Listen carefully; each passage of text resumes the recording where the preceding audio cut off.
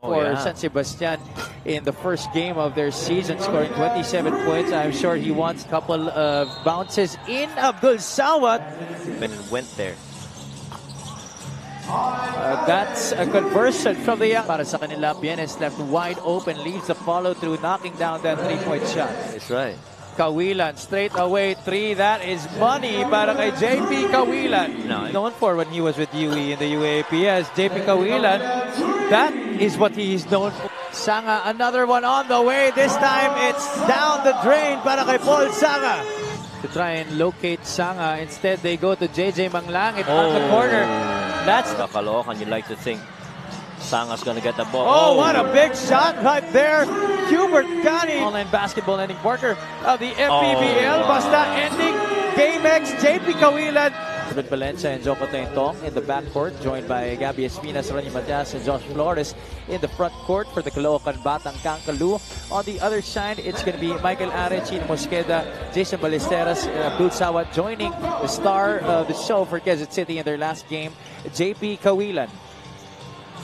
Kailangan mapamove mo yung depensa so that yung perimeter game maging open sa'yo. And once you catch that defense late, that's the time you start attacking. Exactly how Caloocan has shown us here. It has developed at the latter part of the season.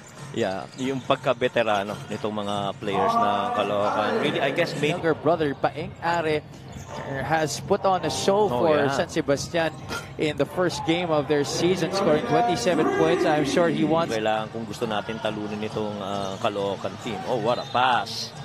Gabby Espinas. Natitigil yung fast break. Then, saka siya bumalik sa big man na bantay niya, which happens to be Jason Ballesteros. Are backing in, finding Abdul Sawat. Similar play on the other side. JP Kawilan puts the ball on the deck, gives it back to Abdul Sawat. Couple of bounces in. Abdul Sawat gets the tipsy due to go. Line drop step to be open and went there. That's a conversion from the outside of 17. Para sa kanila, Bienes left wide open, leaves the follow through, knocking down that 3-point shot. Dami na talaga mga guardia. You have to go and close out, prevent any clear shots.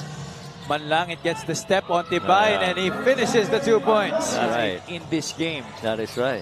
Kawilan straight away three. That is money para kay JP Kawilan. No, it's really more of paint touches and seeing what the defense would give. If they give you the tool, they'll take it. Espinas thought it would end up. Valencia gets inside near the elbow.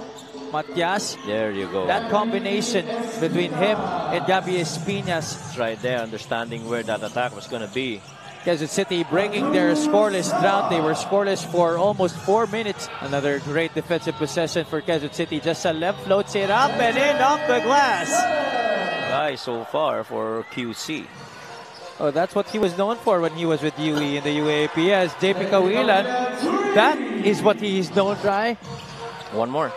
Sanga, another one on the way. This time it's down the drain para kay Paul Sanga. To try and locate Sanga, instead they go to JJ Manglangit on the corner. That's no different. Still a shot that they would take. For Caloocan, you like to think Sanga's gonna get the ball. Oh, what a big shot right there. Hubert Cani draining it from the outside. By Game X Sports, the official online basketball ending partner of the FPBL. Basta ending Game X. JP Kawilan trying to put an end to this one. The lead is 5. Sanga. Mosqueda challenging any attempt.